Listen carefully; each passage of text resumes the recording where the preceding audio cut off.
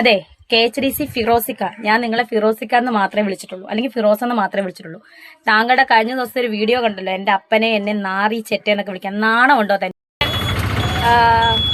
ഞാനിപ്പോ വന്നത് നമ്മുടെ വിവാദപരമായ ബിഷപ്പ് അയച്ച നോട്ടീസ് വാങ്ങിക്കാനാണ്. അതില് പറഞ്ഞ വളരെ കറക്റ്റ് ആയി. ചില വ്ളോഗേഴ്സിന്റെ ഒക്കെ അല്ലെങ്കിൽ പലർക്കും ഒരു തെറ്റിദ്ധാരണ ഉണ്ട്, ഞാനും രേണുവും തമ്മിൽ എന്തോ അന്തർധാര ഉണ്ട് എന്നൊക്കെ പറഞ്ഞിട്ട്. എല്ലാവർക്കും നമസ്കാരം. രേണുസുതി ഇന്നാണ് ബിഷപ്പ് അയച്ച വക്കീൽ നോട്ടീസ് കൈപ്പറ്റാനായിട്ട് പോയിട്ടുള്ള സുഹൃത്തുക്കളെ. വിവരമില്ലായ്മ ഒരു അലങ്കാരമാക്കുമോ രേണു? എന്നാലും വീഡിയോ ആദ്യമായി കാണുന്നവരും എന്നെ ഇഷ്ടപ്പെടുന്നവരും ലൈക്ക് അടിക്കുക. ഇന്ന് രാവിലെ ഇട്ട വീഡിയോയിൽ ലൈക്ക് അടിക്കാൻ പറ്റുന്ന 1000 പേർക്ക് മേളിൽ ലൈക്ക് അടിച്ചിരിക്കാനും സന്തോഷം, ആനന്ദാസ്ത്രവും മാത്രം. നിങ്ങൾക്ക് ഇങ്ങനെ എന്നെ സ്നേഹിക്കരുത്, ഞാനിങ്ങനെ സ്നേഹം കൊണ്ടെങ്കിൽ വിഴുന്നു പോകും. അതുപോലെ തന്നെ ഒരുപാട് പേര് പോസ്റ്ററിൽ എനിക്ക് മെസ്സേജ് അയക്കുന്നുണ്ട്, അതിലാ കിച്ചുവിനെയും കൂടി വലിച്ചേരി ഒട്ടിക്കാൻ. വേണ്ടെന്ന് വെച്ചിട്ടാ ഞാൻ വേണ്ട എന്ന് പറഞ്ഞ് മാറ്റിവിടാൻ ശ്രമിക്കുന്ന ഒരുവനാണ് ഈ കിച്ചു. പിന്നെ ഞാൻ അന്ന് പറഞ്ഞതിന് ശേഷം എക്സ്പ്ലനേഷൻ ആയിട്ടൊന്നും വന്നിട്ടില്ല. അതുകൊണ്ട് ഞാൻ പിന്നെ ചെറുക്കനെ കൂടുതൽ അങ്ങോട്ട് ഞോണ്ടാൻ പോയില്ല. ചെറുക്കനെ ഞോണ്ടാൻ എനിക്ക് അറിഞ്ഞുകൂടാത്തതുകൊണ്ടല്ല, ഞാൻ വിട്ടതാ പോട്ടെ എന്തേലേക്ക് ചെയ്യട്ടെന്ന്. പക്ഷെ കിച്ചുവിൻ്റെ ഒരു ഡാൻസ് കണ്ടിട്ടുണ്ട്, നമുക്കത് കാണാം. അതിനു മുന്നേ നമുക്ക് പുതിയൊരു ഡാൻസിലോട്ട് പോവാം. ഒരു ഭരതനാട്യത്തിലോട്ട് പോകാം. ഭരതനാട്യത്തെക്കാൾ മികച്ച നാട്യത്തിലോട്ട് പോവാം. രേണുസുതി ഓട്ടോയിലാണ്. എവിടെ പോയി കാറൊക്കെ എവിടെ? കാറിലല്ലേ പോവേണ്ടത്? ഇത്രയും സെലിബ്രിറ്റി അല്ലേ, ഇത്രയും എലിബറിറ്റി ആയിട്ടുള്ള രേണു എന്തുകൊണ്ട് ഓട്ടോയിൽ പോകുന്നു? നമുക്ക് ഓട്ടോ ബസ്സൊന്നും പറ്റത്തില്ല, നമ്മൾ കാറിലേ പോകാവൂ, അല്ലെങ്കിൽ ഫ്ലൈറ്റിൽ. ഇത് രണ്ടിൽ കുറഞ്ഞു ഒന്നിലും പോകരുത്. മാക്സിമം നിങ്ങൾ ഫ്ലൈറ്റിൽ പോകാൻ ശ്രമിക്കുക, പറ്റിയില്ലെങ്കിൽ മാത്രം കാറിൽ പോകുക. ഈ ഓട്ടോയിലൊക്കെ കയറി പോയി കഴിഞ്ഞാൽ ചെലിവരേറ്റി ആയിട്ടുള്ള രേണുസുതി എന്തുവാ ഇത് കാണിക്കുന്നത്? ഇതൊക്കെ തപ്പെല്ലാം പണ്ണക്കൂടാതെ ഇതിൽ ഓട്ടോയിൽ കയറിയിട്ട് കാണിക്കുന്ന ഉളത്തനം കാണാം. അത് തന്നെയാണ് ശരണം. ഞാനിപ്പോ വന്നത് നമ്മുടെ വിവാദപരമായ ബിഷപ്പ് അയച്ച നോട്ടീസ് വാങ്ങിക്കാനാണ്. ഓക്കെ, നമ്മുടെ വിവാദപരമായിട്ടുള്ള ബിഷപ്പ് അയച്ച നോട്ടീസ് വാങ്ങാനായിട്ടാണ് രേണുസുതി ഇപ്പോൾ ഓട്ടോയിൽ കയറി വരുന്ന സുഹൃത്തുക്കളെ നമ്മളെല്ലാവരും വെൽക്കം ചെയ്യുന്നു. വെൽക്കം. ഓട്ടോയിൽ തന്നെ വരട്ടെ. ഓക്കെ, ഇപ്പോഴാണ് ഡാറ്റും കോപ്പം പോലെ പറഞ്ഞോളൂ. ഇന്ന് എത്രാം തീയതിയാണ്? അപ്പം അപ്പുറത്തിരുന്ന സഹോദരി അപ്പോൾ ചേട്ടാ ഇന്ന് എത്രാം തീയതിയാണ് തോന്നട? ഇതൊക്കെ ഡാറ്റ് പോലും പറഞ്ഞൂട. ഒരു ദിവസം തുടങ്ങുമ്പോൾ അന്നേ ദിവസത്തെ ഡാറ്റ് നോക്കണം എന്ന് വെച്ചിട്ട് ഞാനെല്ലാം ഡാറ്റ് നോക്കിയിരിക്കണം എന്നല്ല ഞാൻ പറഞ്ഞു വന്നത്. നമുക്ക് തെറ്റാറുണ്ട്. പക്ഷെ ഇത് രേണു സഹോദരി എടുത്തേക്കിന് ഡാറ്റ് എത്ര? സഹോദരി ഓട്ടോ ചേട്ടാ ഡാറ്റ് എത്ര? എന്തോന്നടേ കുടുംബം മൊത്തം ഡാറ്റ ഒന്നോട്ട ടീമായിരുന്ന കുടുംബത്തിൽ ആർക്കെങ്കിലും ഒരാൾക്കെങ്കിലും ഡാറ്റ അറിയണ്ടേ? ഓട്ടോ ചേട്ടാ നിങ്ങൾക്ക് വേറെ ആരെയും കിട്ടിയില്ല, ഈ സെലിബ്രിറ്റിയെ തന്നെ ഓട്ടോയിൽ കയറ്റാൻ കിട്ടിയുള്ളൂ.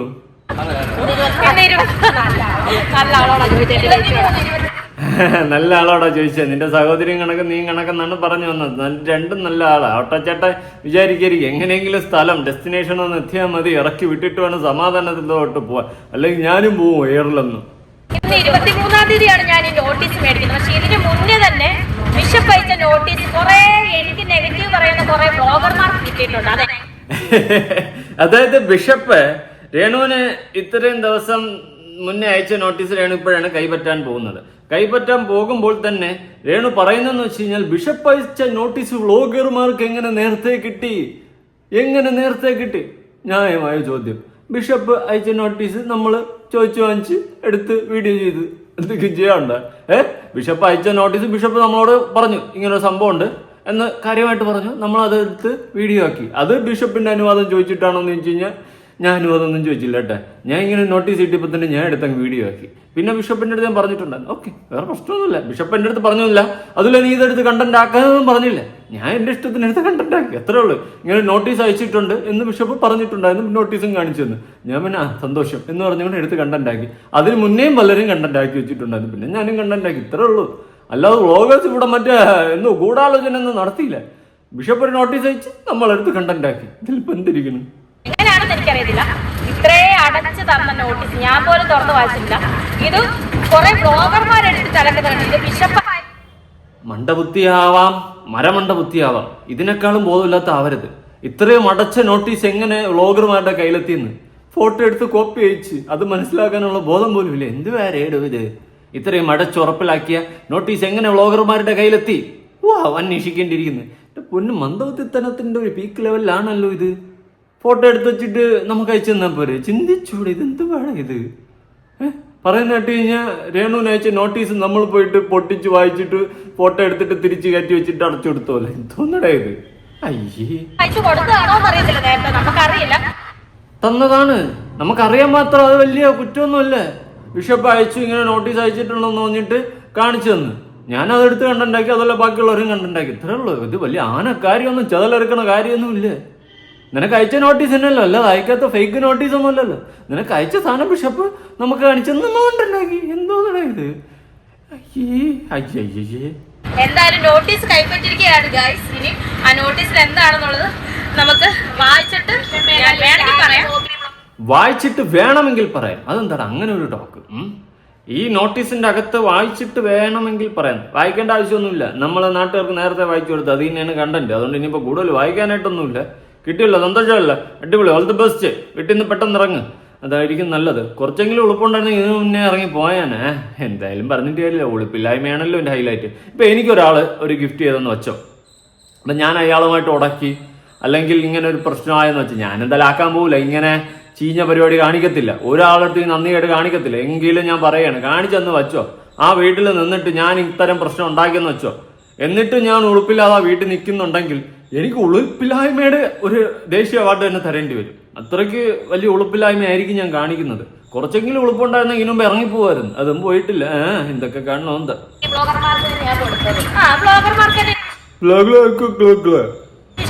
അന്നിട്ടാണ് എനിക്ക് അയച്ചു തന്നെ തോന്നുന്നത്. കാരണം ഈ സാധനം എനിക്ക് കിട്ടുന്നതിന് മുന്നേ സുധിയിലേക്ക് കിട്ടുന്നതിന് മുന്നേ തന്നെ കുറെ ബ്ലോഗർമാരിട്ട് അലക്കുന്ന കണ്ട്.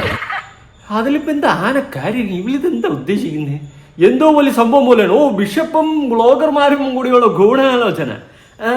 അങ്ങനെ വഴിക്ക് വൈപ്പിൽ കാര്യം പിടിക്കില്ല. അങ്ങനെ വരുത്തി തീർക്കാനുള്ള ശ്രമമാണല്ലേ? ആണെന്നങ്ങ് കൂട്ടിക്കോ, വല്ലതും ചെയ്യാണ്ട. ഇവിടെ ഗൂഢാലോചന എന്തിരിക്കുന്നു? നീ ആ ബിഷപ്പിനെ കരിവാരി തേച്ച് ചെളിവാരി അടിച്ച് ആ വ്യക്തിയുടെ ആ ഒരു പൊസിഷനെ പോലും മാനിക്കാണ്ട് ബിഷപ്പ് പാമ്പെന്നടക്കം വിളിച്ച് പല രീതിയിലുള്ള മോശം വാക്കുകൾ ഉപയോഗിച്ച് ആ വ്യക്തിയുടെ ആ ഒരു പൊസിഷനെയും വളരെയധികം നശിപ്പിച്ച് താറാക്കി കാണിക്കാനും നീ നിന്റെ സുഹൃത്തുക്കളും കുടുംബക്കാരെയും കൂടി എല്ലാം കാണിച്ചതിന് ഉള്ള തിരിച്ചടിയാണ് കിട്ടിക്കൊണ്ടിരിക്കുന്നത്. അദ്ദേഹം നമ്മളടുത്താണ് സങ്കടം പറയുന്നത്. ഈ വ്ളോഗർമാരായിട്ടുള്ള വ്യക്തികളുടെ അടുത്താണ് സങ്കടം പറയുന്നത്. അല്ലാതെ നമ്മൾ ഗൂഢാലോചന നടത്തി രേണുസുഗിതിയെ തർക്കം മറ്റും നീ ഒരു ചീഞ്ഞ കേസുമാണ്. നമുക്ക് അതിന്റെ ആവശ്യമൊന്നും ഇല്ല.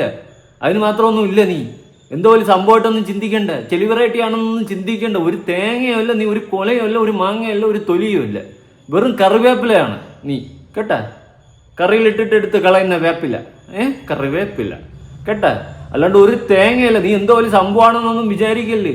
ഒന്നുമല്ല, ഒന്നും ആയിട്ടില്ല. നീ എന്തുവാ ഇത് തിളക്കുന്നത്? അയ്യേ, വ്ളോഗർമാരും ബിഷപ്പും കൂടി ഗൂഢാലോചന നടത്തി രേണുസുധിയെ എന്തോന്നേ ചിരി വരണം. ഞാനിത് കൈപ്പറ്റിയിരിക്കുകയാണ് ഗൈസ്. എന്റെ മാത്രമാണ് ഞാൻ കൈപ്പറ്റിയിരിക്കുന്നത്. പിന്നെ നാട്ടുകാരെ മൊത്തം നോട്ടീസ് നീ കൈപ്പറ്റണം. നിന്റെ മാത്രമേ നീ കൈപ്പറ്റത്തുള്ളൂ. കിച്ചുവിനുള്ളത് അവന് കൊടുത്തിട്ടുണ്ട്. അവന്റെ തനിക്കൊണ്ണങ്ങളും നാട്ടുകാരെ അറിഞ്ഞു തുടങ്ങിയിട്ടുണ്ട്. പിന്നെ മിണ്ടിയിട്ടില്ല. പിന്നെ മിണ്ടി കഴിഞ്ഞാൽ വേറിപ്പോ അത് അവനും അറിയാം. എന്തൊക്കെ കാണണം ഈ കൊച്ചു കേരളത്തിൽ. അയ്യോ, ഒരു വീട്, ഒരു രേണു സുധി, എന്തിനോ എന്തോ ആ സമയത്ത് സത്യം അങ്ങനെ ഒരു അപകടം ഉണ്ടായതാണ്. ഇതൊക്കെ നമ്മളിപ്പോൾ സഹിക്കേണ്ടി വന്നു. അല്ലെങ്കിൽ ഇതൊന്നും വിഷയമില്ലെന്ന്. എല്ലാത്തിനും കാരണം ആ ലക്ഷ്മി നക്ഷത്രമാണ്. മട്ടല് വെട്ടിയടിക്കണം. സത്യം. നിന്നെ കൈ കിട്ടിട്ട് ലക്ഷ്മി നിനക്കുണ്ട്. നിനക്കുള്ള എല്ലാം ഇനി ആവർത്തിക്കരുത്. കണ്ടന്റ് ഉണ്ടാക്കാൻ പോയിരിക്കണം. നീ സെലിബ്രിറ്റിയാണ് രേണു. ഈ ഒരു വാക്ക് പറഞ്ഞതേ ഓർമ്മയുള്ളൂ. പിന്നെ അതായിപ്പോ ഇവിടെയാണോ ഒന്ന് ഇടിച്ചിരിക്കുന്നത്? എന്തിനാ ലക്ഷ്മി ഇങ്ങനെ ഒരു കടുങ്കൈ നീ ഞങ്ങൾ ജനങ്ങളോട് ചെയ്തത്? അയ്യോ അയ്യോ, ഇപ്പൊ എന്തൊക്കെ കാണേണ്ട അവസ്ഥ ഒന്ന് ആലോചിച്ച് നോക്ക്. ഇതിനെയൊക്കെ പിടിച്ച് കാണേണ്ട ഒരു അവസ്ഥ. സോഷ്യൽ മീഡിയ ഈ ലെവലിലോട്ട് ഗതികേടിലോട്ട് പോയ ഒരു അവസ്ഥ ഒന്നും പറയാനില്ല. ഇനി ഇത് കഴിഞ്ഞിട്ട് ഫിറോസിക്കയെ പറ്റിയിട്ട് ഇവളൊരു വീഡിയോ ഇട്ടിട്ടുണ്ടായിരുന്നു. ഞാൻ ഒരു കാര്യം പറയാം. ഫിറോസിക്കയും രേണുവും തമ്മിൽ എന്തോ ബന്ധമാണെന്നും ഫിറോസിക്ക രേണുവിന് വേണ്ടിയിട്ട് നിൽക്കുന്നുണ്ടെന്നും ഒക്കെ ഉള്ളൊരു ടോക്ക് പല വ്ളോഗേഴ്സും സംസാരിക്കുന്നത് ഞാൻ കണ്ടിട്ടുണ്ടായിരുന്നു. ബേസിക്കലി എനിക്കത് ഒരു യോജിപ്പില്ല. ഫിറോസിക്ക അത്രയും ഗതികെട്ടവനാണെന്ന് ഞാൻ ഒരിക്കലും വിചാരിക്കുന്നില്ല, ഒരിക്കലും വിശ്വസിക്കുന്നുമില്ല. വളരെ മോശമാണ്, വളരെ മോശം. അത്രയ്ക്ക് തരം താഴ്ന്നൊരു വ്യക്തിയൊന്നും അല്ല ഫിറോസ് ഭായ്. ഞാൻ അതാണ് മനസ്സിലാക്കിയിട്ടുള്ളത്. എന്തായാലും ഞാൻ ഫിറോസ് ഭായിയായിട്ട് സംസാരിച്ചിട്ടുണ്ട്. ഞാൻ ആ വോയിസ് ഇവിടെ കൊടുക്കാം. അതിനു മുന്നേ ഫിറോസ് ഭായിയെ പറ്റിയിട്ട് രേണു പറയുന്ന കേട്ടു നോക്കാം. അതെ, KHDC ഫിറോസിക്ക. ഞാൻ നിങ്ങളെ ഫിറോസിക്ക എന്ന് മാത്രമേ വിളിച്ചിട്ടുള്ളൂ. അല്ലെങ്കിൽ പിന്നെ നീ ഇനിയിപ്പം അണ്ണ അച്ചാന്നൊന്നും വിളിക്കാൻ പറ്റൂലല്ലോ. ഫിറോസിക്കാൻ തന്നെ നമ്മൾ വിളിക്കുന്നത് കേട്ടാ. ഇനിയിപ്പോൾ അല്ലാതെ അച്ചാന്നൊന്നും വിളിക്കാൻ പറ്റൂല കേട്ടാ. എന്തോ ഉദ്ദേശം എന്താ? എടാ മനമ്മേ തേപ്പിട്ട് കൊല്ലേ. ഫിറോസ് എന്ന് മാത്രമേ വിളിച്ചിട്ടുള്ളൂ. താങ്കളുടെ കഴിഞ്ഞ ദിവസത്തെ ഒരു വീഡിയോ കണ്ടല്ലോ, എന്റെ അപ്പനെ എന്നെ നാറി ചെറ്റെന്നൊക്കെ വിളിക്കാൻ. നാണം ഉണ്ടോ തനിക്ക്? ഇത്രയും നാണമില്ലാത്ത നിന്നെ അങ്ങോട്ട് വിളിച്ചത് ഒരു നാണക്കേടും അങ്ങേർക്കില്ല, മനസ്സിലായോ? നാണം കെട്ട് നാറിയത് ആരാണെന്ന് സ്വയമേ ഒന്ന് ചിന്തിക്കും.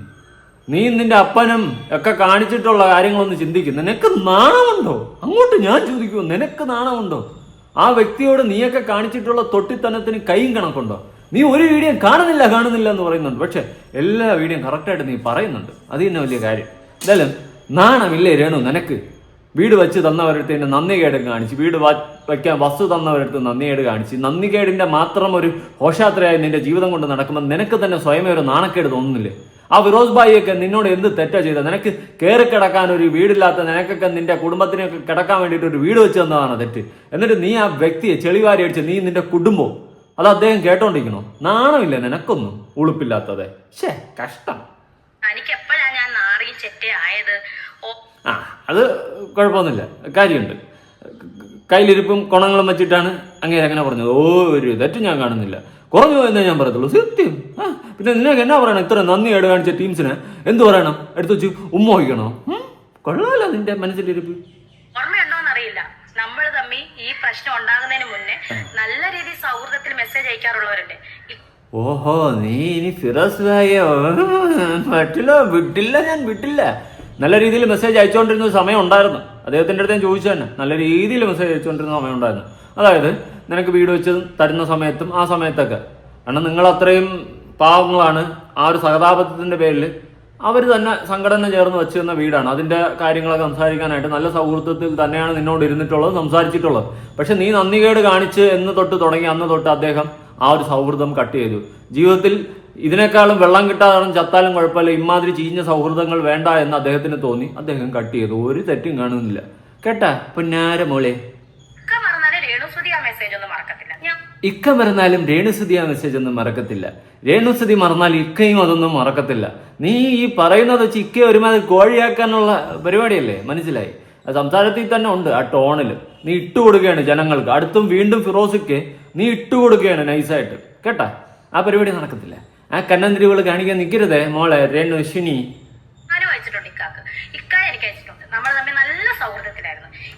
അതെ സൗഹൃദത്തിലായിരുന്നു, ഇല്ലെന്ന് പറയുന്നില്ല. ഫിറോസ് ഭായിട്ട് ഞാനും ചോദിച്ചു, നല്ല രീതിയിൽ സംസാരിച്ചിട്ടുണ്ടോ എന്ന് തന്നെയാണ് എൻ്റെ അടുത്തും പറഞ്ഞത്. അല്ലാണ്ട് അകേര് വന്നിട്ട് ചുമ്മാ വന്നിട്ട് കണ്ണൻ കൊണ്ടൊന്നും പറഞ്ഞില്ല. ഒന്ന് ആലോചിക്കുക കേട്ടാ, നല്ലതാ ഇങ്ങനെ കിടന്ന് മെഴുകുമ്പോ.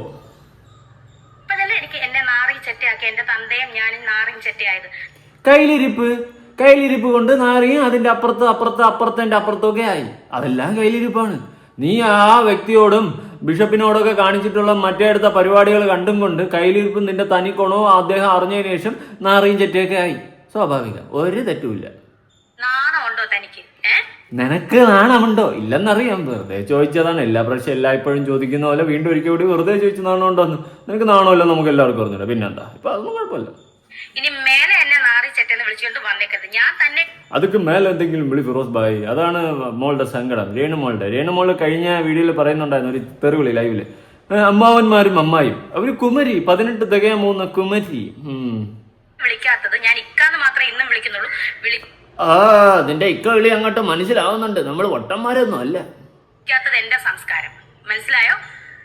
അപ്പൊ ഞാനൊന്നും മറക്കത്തില്ല, ഇക്കായി മറക്കാതിരുന്ന ഇക്കാക്ക് കൊള്ളാം. ഓക്കെ, എന്തായാലും രേണുസുതി ഒന്നും മറക്കുന്നില്ല, ഇക്കയും ഒന്നും മറക്കരുത് കേട്ടോ. നിങ്ങൾ എല്ലാവരും മറന്നു കഴിഞ്ഞാലും ഞാൻ മറക്കൂല, സത്യമായിട്ടാ. അമ്മച്ചിയാണ് ഉള്ള കാര്യം പറയാം. ഇനി ഒരു വോയിസ് ഞാൻ കൊടുക്കാം. ഞാൻ തന്നെ, വേറെ കാര്യമില്ല. ഞാൻ ഫിറോസ് ഭായിക്ക് ഈ വീഡിയോ കണ്ടതിന് ശേഷം ഒരു വോയിസ് അയച്ചിട്ടുണ്ടായിരുന്നു. ഹായ് എന്നാണ് പറയുന്നത്. അത് ഫസ്റ്റ് ഹായ് പറഞ്ഞപ്പോൾ അവിടെ കട്ടായിപ്പോയി. എന്നിട്ട് ഠോ എന്നുള്ള രീതിയിലാണ് കേൾക്കുന്നത്. സഹകരിക്കണം. ഫിറോസ് ഭായ്, ഇപ്പോഴും നടക്കുന്ന വിഷയങ്ങളൊക്കെ കാണുന്നുണ്ടല്ലോ. നിങ്ങളും രേണുവും തമ്മിൽ കൂട്ടാണെന്നൊക്കെ പറഞ്ഞിട്ടും പല എനിക്ക് ഡോ എന്നാണ് ഇവിടെ കേട്ടത്. ഡോ ഫിറോസ് ഭായ്. ഞാൻ ഹലോ എന്നാണ് പറഞ്ഞത്. അതില് ഹായും അതിന്റെ ഒരു എൻഡ് വെച്ചിട്ട് കട്ടായിപ്പോയി. അതാണ് ഡോ എന്ന് പോലെ തോന്നിയത്. വേറെ ഒന്നും വിചാരിക്കരുത്.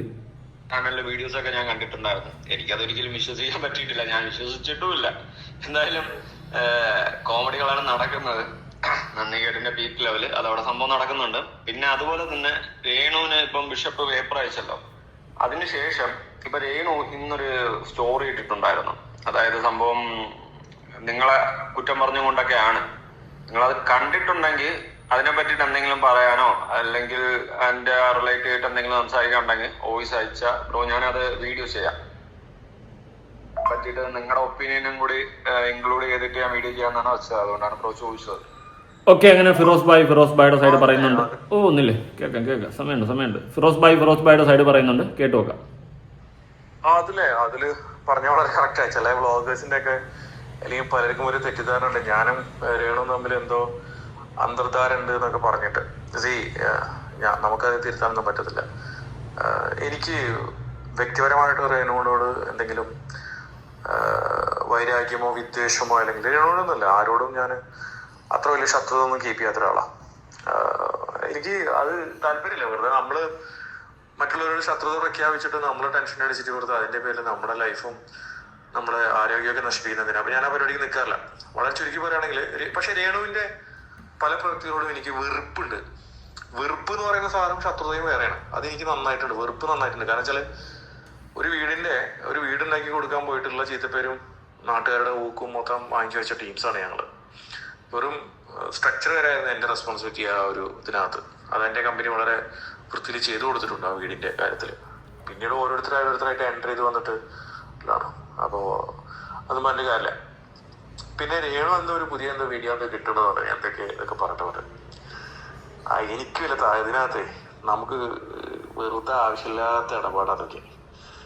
ഈ അക്ബർ പറഞ്ഞ പോലെ എന്തോന്ന് പറഞ്ഞില്ല അക്ബർ, എന്താന്ന് ഞാൻ പറയുന്നില്ല, വെറുതെ അതിന്റെ പുറകെ കയറായിരിക്കണം.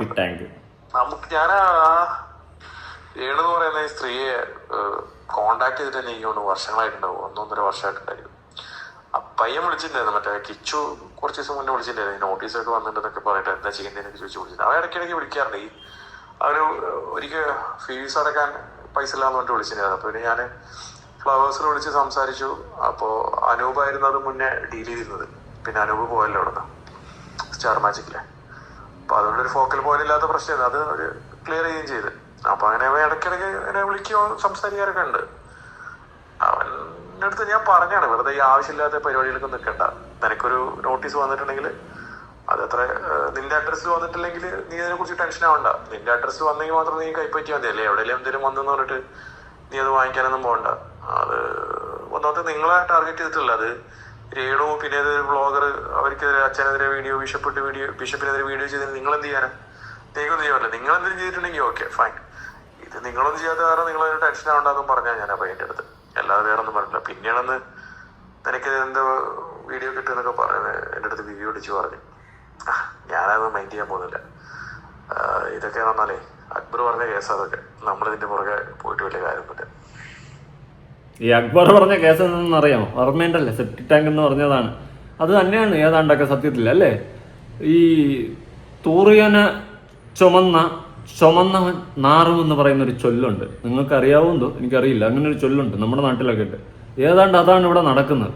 അതായത് ഇപ്പം ഇതിനെയൊക്കെ ചുമന്ന ആൾക്കാർ നാറിക്കൊണ്ടിരിക്കുകയാണ്, സഹായിച്ച ആൾക്കാർ നാറിക്കൊണ്ടിരിക്കുകയാണ്. അതാണ് ഇപ്പോഴത്തെ നിലവിലത്തെ സ്റ്റാറ്റസ്. എന്തിന്റെ കേടായിരുന്നു, എന്തിന്റെ കടിയായിരുന്നു എന്നായിരിക്കും ഇപ്പൊ ഇവർ ചിന്തിക്കുന്നത് സ്വന്തമായിട്ട്. ഫിറോസ് ഭായി ആയാലും ബിഷപ്പായാലും ആ അവസ്ഥയിലോട്ടാണ് പൊക്കോണ്ടിരിക്കുന്നത്, കൊണ്ടെത്തിച്ചത്. വളരെയധികം പരിതാപകരമുണ്ട്. ഒരു മനുഷ്യന്മാർക്ക് ഈ അവസ്ഥ ഉണ്ടാവരുത് കേട്ടോ. അങ്ങോട്ട് നന്ദി അല്ലെങ്കിൽ ഒരു സഹായം ചെയ്തിട്ട് ഇങ്ങോട്ട് നന്ദികേട് കിട്ടുക എന്ന് പറയുന്നത് അത്ര ചെറിയ കാര്യമൊന്നുമല്ല. ഫിറോസ് ഭായിയുടെ അവസ്ഥ, ഫിറോസ് ഭായും രേണു തമ്മിൽ ബന്ധം എന്നുള്ള രീതിയിൽ വളരെ മോശമായിട്ട് പലരും പറയുന്നത് ഞാൻ കേട്ടിട്ടുണ്ട്. ഞാൻ ആരുടെയും പേരെടുത്ത് പറയുന്നില്ല. എന്തിനാണ് വെറുതെ ഇങ്ങനത്തെയൊക്കെ വർത്തമാനങ്ങൾ പറയുന്നത്? ഒരാളെ അങ്ങനെ താറടിക്കുന്നത് എനിക്ക് പേഴ്സണലി ഒരു തരത്തിൽ യോജിക്കാൻ പറ്റുന്നൊരു കേസല്ല. വളരെ മോശമാണ്, വളരെ അധികം മോശമാണ്. അങ്ങനത്തെ ചീഞ്ഞ പരിപാടികളും ചീഞ്ഞ ഊളപ്പരിപാടികളും കാണിക്കാതിരിക്കുക. കിച്ചു സുഖല്ലേ? കൂടുതൽ വിളയാൻ നിൽക്കരുത്. വിളച്ചിലെടുത്തു കഴിഞ്ഞാൽ നീ ഏറിപ്പോവും. നിന്റെ ഒരു ഡാൻസ് പാട്ട് ഞാൻ കണ്ടായിരുന്നു, നമുക്കൊന്ന് കാണാം.